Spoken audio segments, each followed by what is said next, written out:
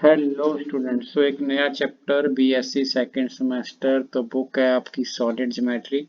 तो एक नया चैप्टर लेके आ रही हैं। ठीक है, कौन है 10 दिन में हम इसको पूरा सॉल्व कर देंगे, जो आप अगर पंजाब यूनिवर्सिटी में हो और पंजाबी यूनिवर्सिटी में हो तो इजीली आप 2 क्वेश्चन अटेम्प्ट कर सकते हो। ठीक है जी। सो आप ध्यान से देखो, बिल्कुल इजी चैप्टर है जी। तो सबसे पहले डेफिनेशन आ गई आपकी। सो कलर सेलेक्ट कर ले।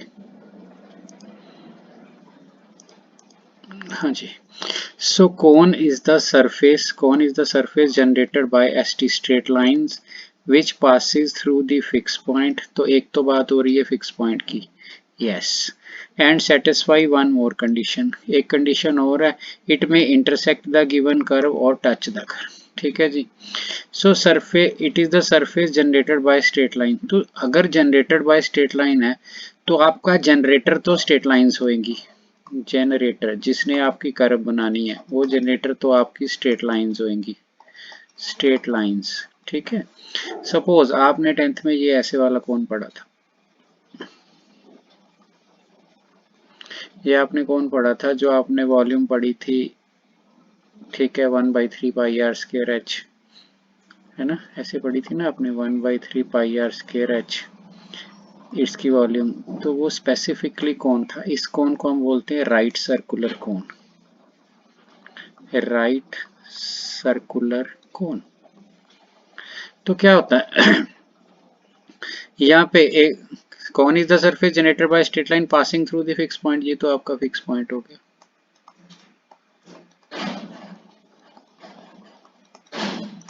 ठीक है, जनरेटर बाय लाइंस, ये आपकी जो बाहर वाली लाइंस है इनको हम जनरेटर बोल देते हैं। ठीक है। And satisfy one more condition, वो मोर कंडीशन क्या है, इट इंटरसेक्ट और टचेज ए गिवन सरफेस। जो ये आपका सरफेस है, इस सरफेस को हम बोलते हैं गाइडिंग कर्व।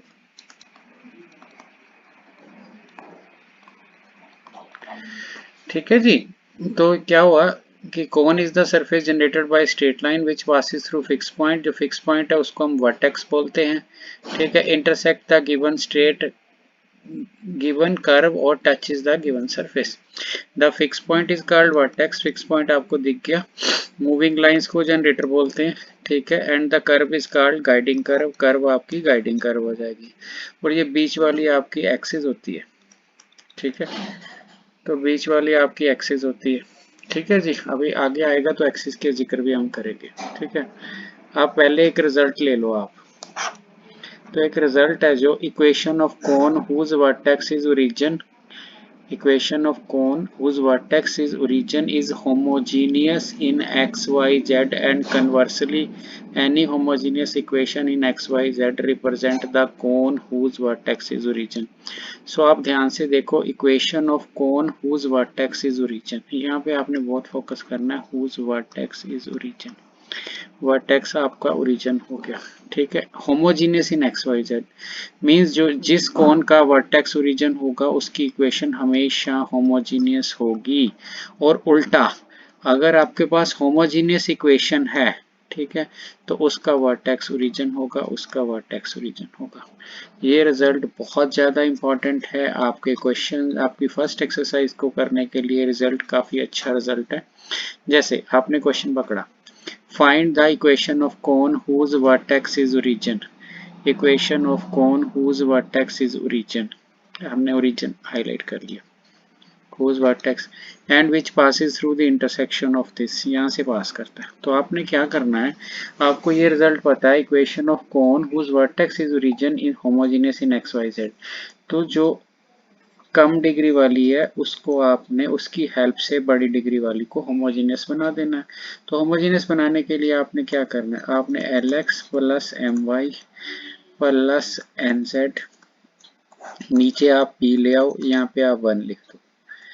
ठीक है जी, आपने 1 की वैल्यू निकाल ली। अब 1 की वैल्यू आप निकालोगे तो आपने क्या करना है, यहाँ पे आपने फिल कर देनी है, इसको आपने होमोजीनियस बनाना है ना। यहाँ आपने 1 स्क्वायर लिख लेना है, 1 स्क्वायर इज आल्सो 1। तो आपने l x plus m y plus n z divided by p, यहाँ पे इसका आपने स्क्वायर लिख देना। जब आपने इसका स्क्वायर लिख दिया तो आप क्रॉस करोगे तो यहाँ पे पी स्क्वायर आ जाएगा, ए एक्स स्क्वायर आ जाएगा, बी वाई स्क्वायर आ जाएगा, सी जेड स्क्वायर आ जाएगा। ठीक है, ये बन गया आपका l x plus m y plus m z, इसका होल स्क्वायर बन गया। अब ये बिल्कुल इजी चीज है, बट बच्चा गलती क्या करता है। ठीक है, आपने ये देखना है कि जब आपने होमोजेनियस बनाना है और वन की वैल्यू निकालनी है तो नीचे जो भेज रहे हो आप ये कांस्टेंट होना चाहिए। और एक बंदा ऐसे करे कि ये सब कुछ इधर ले जाए, मतलब मान लो फॉर एग्जांपल आप ऐसे निकाल लो, बंदा ये सोचे कि मैं ऐसे निकाल लूं, मैंने भी तो वन की वैल्यू निकाली, ये रॉन्ग हो जाएगा। अब वाई इट इज रॉन्ग, जब नीचे वेरिएबल आ गया ना, नीचे वेरिएबल आ गया तो ये क्रॉस होके इधर डिग्री चेंज कर देगा। अगर नीचे वेरिएबल आ गया और क्रॉस होके उसने डिग्री चेंज कर दी तो डेफिनेटली डेफिनेटली आपका क्वेश्चन रॉन्ग हो जाएगा। सो ये आपने ऐसी चीज अवॉइड करनी है, आपने ये नहीं करना है। सो आपका नीचे यहाँ पे वेरिएबल है, तो जब आपने होमोजेनियस बनाना है आपने बिल्कुल ख्याल रखना है कि आपका नीचे वेरिएबल नहीं होना चाहिए, वेरिएबल नहीं होना चाहिए। सो नेक्स्ट क्वेश्चन देखो आप, नेक्स्ट क्वेश्चन आपको और आराम से समझ आ जाएगा। या prove that equation of cone, prove that equation of cone whose vertex is origin, तो वर्टेक्स आपका ओरिजिन है। सो आपको समझ आ गया, and base curve is this, और ये आपकी कर्व है। ठीक है, डेफिनेटली आपने इसकी हेल्प से निकालना है ना। अब आपके पास दो ऑप्शन आ जाएंगी। ठीक है, आपके पास क्या आ जाएगी, अब यहाँ पे आपने ना आंसर बनाना है, तो आंसर बनाना है तो आप उसको देख के आप एफ एक्स वाई लिखोगे, तो ऐसा है कि आप एफ एक्स इंटू वन लिख सकते हो, वाई इंटू वन। यहाँ पे इसने आंसर दिया है तो हमने आंसर को मैच करना है, मैच करना है तो फिर हमको कोई प्रॉब्लम नहीं होनी चाहिए कि हमने वैल्यू कौन सी निकालनी है। ठीक है जी, अब देखो आप यहाँ पे नीचे z है तो आपके पास दो ऑप्शन होंगी, z बाई के हो सकता है, ठीक है, आपके पास k बाई जेड हो सकता है वन बनाने के लिए। ठीक है जी, तो इस केस में आपने ये नहीं देखना कि क्रॉस हो रहा है, इस केस में देखना आपको आंसर दिया हुआ है, आपको आंसर दिया हुआ और आपको बोला है वर्टेक्स ओरिजिन, वर्टेक्स आपका ओरिजिन है तो आपने वन की वैल्यू डालनी है और बनाना ये है। तो बनाना ये है, स्टिल होमोजेनियस रहेगा क्योंकि डिग्री सेम रहेगी। तो आपने क्या करना है, यहाँ पे आपने x की वैल्यू फिल करनी है, कौन सी वैल्यू फिल करनी है, के बाई जेड वाई, यहाँ पे आपको के बाई जेड चाहिए। सो के बाई जेड आप यहाँ पे फिल करोगे, के बाई जेड यहाँ पे आप फिल करोगे, इज इक्वल टू जीरो है, इज इक्वल टू जीरो तो है, इज इक्वल टू जीरो तो है। तो ऐसे आपने कर लेना है।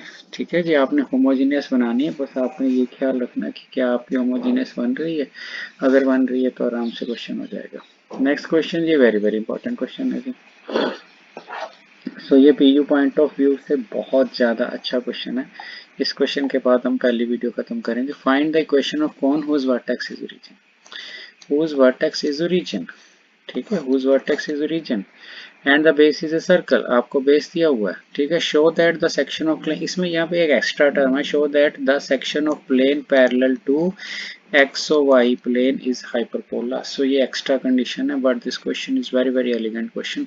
सो कैसे करते हैं, तो पहले तो उसने बोला है vertex is origin, vertex is origin है, इसका मतलब क्या हुआ, इसका मतलब ये हुआ पहले तो आप होमोजेनियस बनाओगे, तो आपके पास Y square plus Z square is equal to B square है जी। तो आप x is equal to A है, तो आपने कैसे बनाना होमोजेनियस, यहाँ पे a नीचे लेके जाना है आपने। मैंने बोला है आपको कि नीचे आपने हमेशा कांस्टेंट रखना है, यहाँ पे मैंने वेरिएबल रखा है, वो शो दैट में था इसलिए हमने रख लिया। ठीक है, वो क्वेश्चन की डिमांड थी, अदरवाइज बेसिक रूल यही है। तो आपने क्या करना है, वाई स्क्वायर लिखा, जेड स्क्वायर लिखा, बी स्क्वायर लिखा, बी के साथ आपने वन का स्क्वायर लिख लेना।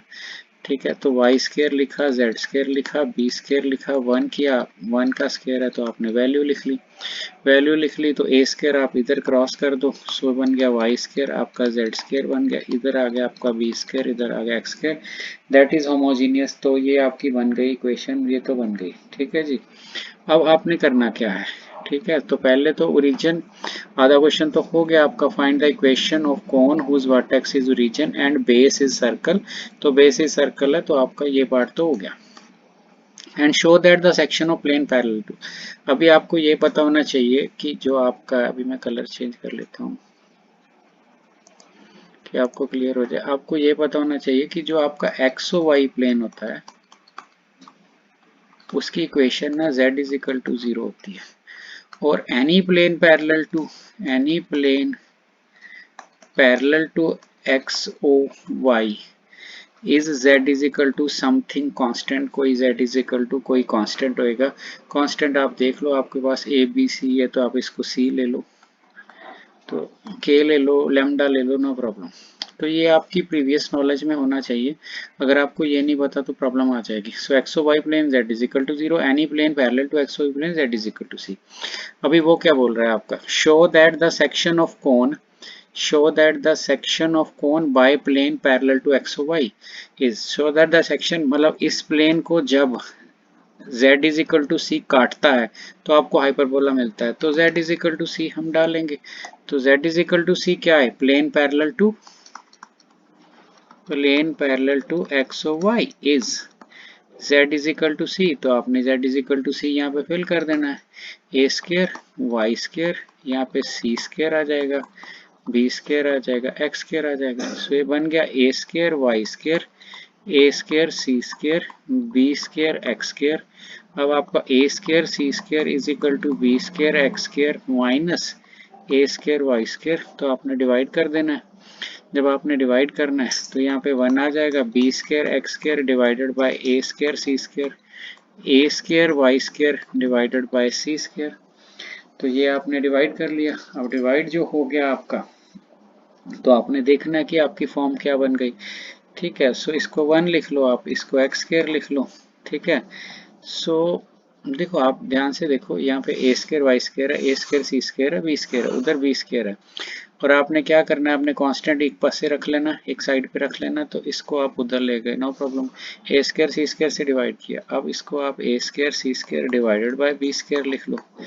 इसको आप यहाँ पे ए स्केयर सी स्केयर था, सो ये कैंसिल आउट हो जाएगा, y square by c square. ठीक है जी। और अगर आप ए स्केयर सी स्केयर बी स्केयर को कोई नई चीज पुट कर लो और सी स्केयर को कुछ capital b square, so it would like of the form a square minus y square over b square and which is hyperbola। So ये आपका हाइपरबोला बन गया। ठीक है जी। So chapter start, class start. ठीक है जी। सो शेयर ज़रूर कर देना ये। Thank you.